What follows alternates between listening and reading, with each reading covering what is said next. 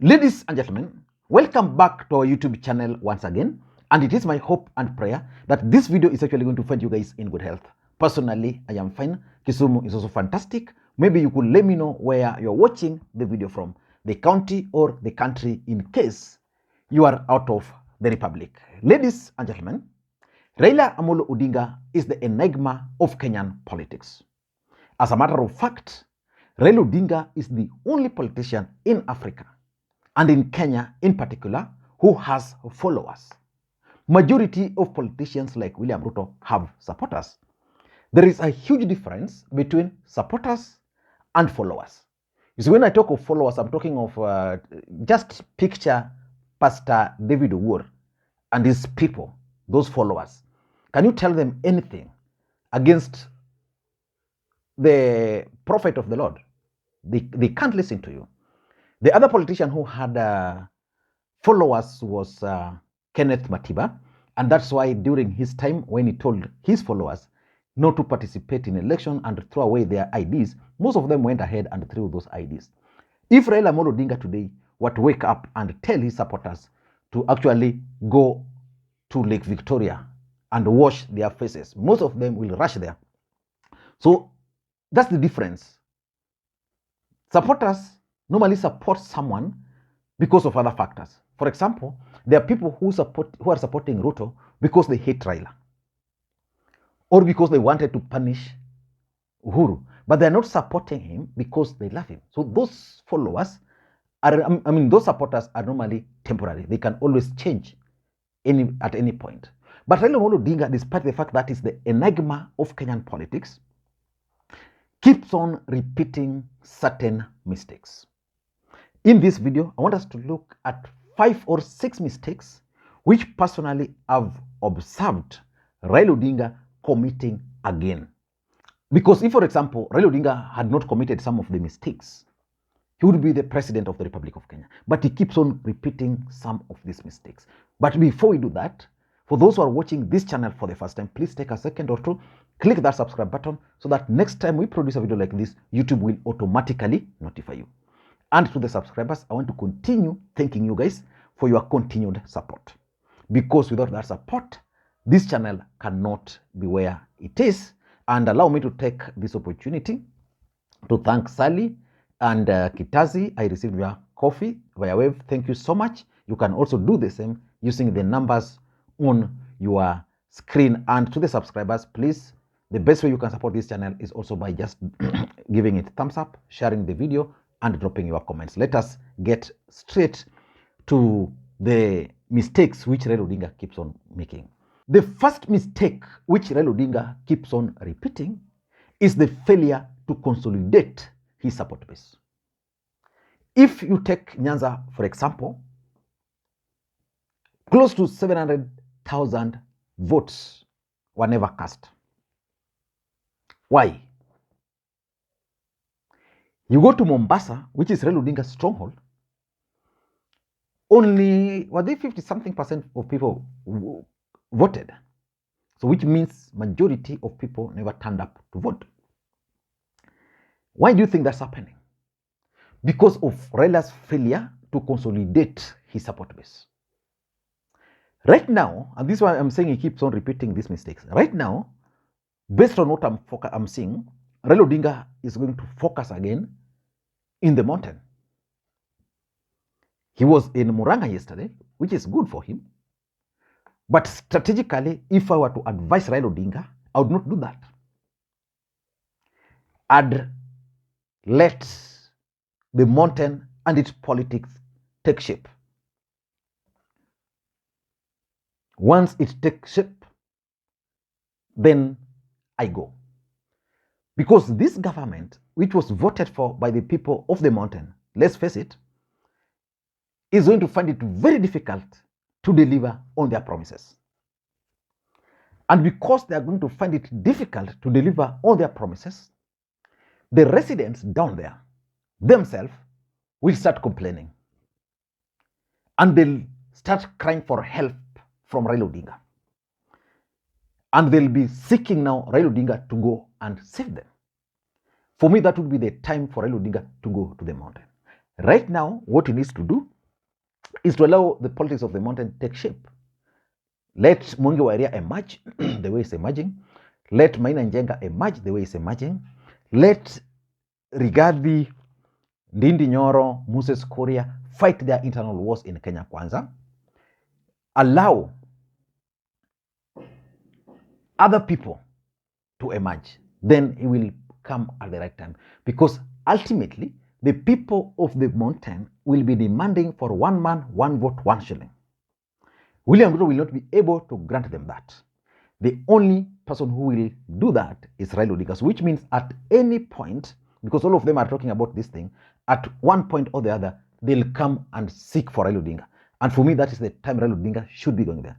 Right now, he's going there, but the thing is, William Ruto and the rest will tomorrow organize another homecoming for someone, and they'll talk badly. Or someone like a young member of parliament from Nyandarua would, a young senator from Nyandarua would suggest that they need to put Raila's image on alcohol bottles. You know, that kind of hate can only be dealt with internally. So they face the problem, then they come. If our Raila Odinga would do, I'd spend most of my time in my strongholds. Not necessarily forgetting the mountain, but spend the time in the stronghold. Consolidate. Don't allow Ruto space. The good thing is that, for example, Malala was kicked out in Kakamega the other day, which means his support base in Kakamega is still intact. Or Otuma is finding it difficult moving around Busia. He should be able to go there, consolidate. Raila Odinga need to reactivate his network, which was dismantled. In the coastal region, consolidate those networks, go deep, consolidate the support base, so that it will be easier for him now to concentrate in the mountain at the right time. But for now, he should concentrate in his stronghold, because William Ruto is also scheming for those strongholds. Any space he will leave, he will go there. Number two, Raila Odinga is still hostage to a clique. I've studied the way his rallies are conducted.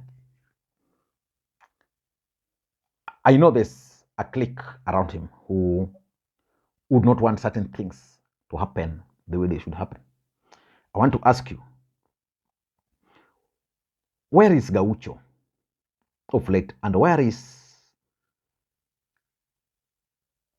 Okanganuru? Why are we giving prominence to these other guys who just came? You know, MDD, we just came the other day. Why? So it means there's a clique who are not comfortable with the likes of Gaucho. Those are the honest truth. And those clique are the same clique who are clinging onto his communications department to an extent that when Raila Odinga is on a podium, the same voice which you started hearing behind the microphone, 207, is the same voice, the same voice, as if no new individuals are emerging. It allows me not to go there. The third mistake Raila Odinga is still committing is infiltration. I'm still trying to figure out who the government might be using right now. But I want to tell you, the other day I saw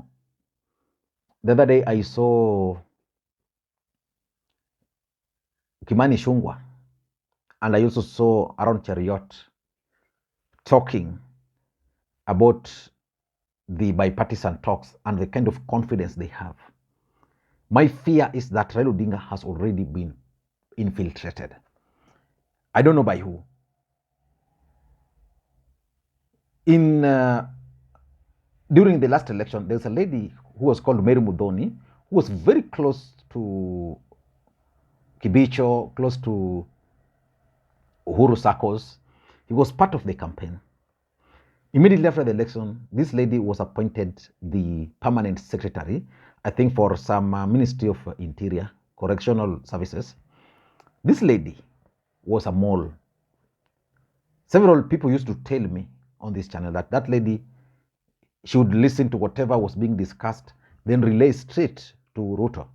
What about Monica Juma? Monica Juma was William Ruto's mole right inside there. Uhuru will be discussing things, he would give different strategies based on what Ruto fed her. And that is exactly what is going to happen. And I'm starting to fear. Because remember, when after the last election, and when several other people left Raila Odinga and he was left alone, the truth of the matter is that Raila Odinga could plan things without the government knowing. He could. You can't explain how Raila Odinga could sneak from Kawangware without the government knowing, because some of the people who used to sell him out had already left. But I think these guys have found another window, and they are now right inside Raila Odinga's camp. The fourth mistake which Raila Odinga is still committing is predictability. You know, anybody can easily predict what Raila Odinga is likely to do next. Like when he calls a rally, you know what he's going to do. He's going to have a town hall meeting. Then he's going to have a town hall meeting. Then he's going to have a rally. When he began the consultative rallies, things changed. And that's why I fear that probably Raila Odinga has been penetrated. Raila Odinga would just emerge. Nobody knew his forms of rallies. Nobody knew who was going to speak, you know. But right now, again, it's predictable. You see, even the demands he's putting to Kenya Kwanza, you can easily predict what he's going to say next, what he's going to say next, what he's likely to do. So with the predictability, it means the other team is actually able to plan and plot against him. The other mistake, and this is one of the biggest mistakes Raila Odinga is committing, is messaging. You know, this country, as we speak currently, the economy is on the dogs. But so far, I only had the former Laikipia governor, Murithi Nderitu, trying to speak up about it the other day, explaining things. But my expectations were that by right now, Raila Odinga should be having a team of economic experts dismantling the state of economy on our radio stations, on our TV stations. You know, like when he had Ndi would be on TV explaining certain things. Why is it that Raila Odinga is not unleashing economic experts from his side to go to the TVs to dismantle? You know, these guys imported maize. Kenyans are complaining. Why are they not allowing people to go outside there? The other day I was listening to John Mbadi in Parliament. He was raising some serious issues about the fertilizers. Why are those issues not coming up?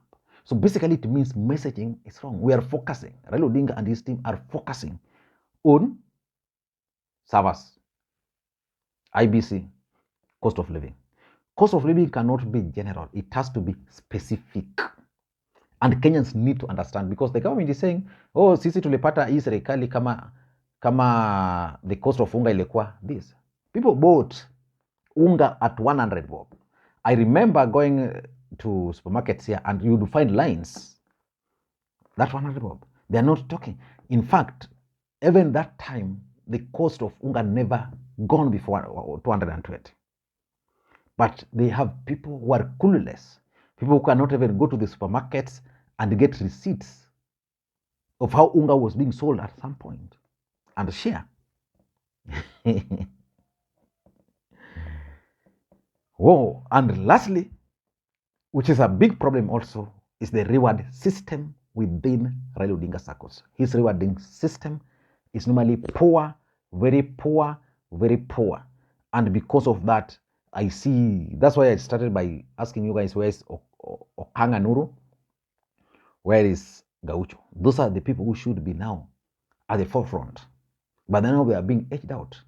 Even Wajakoya is facing a bit of resistance from certain cliques within Azimio. Thank you guys, and may you have a good day. Bye-bye.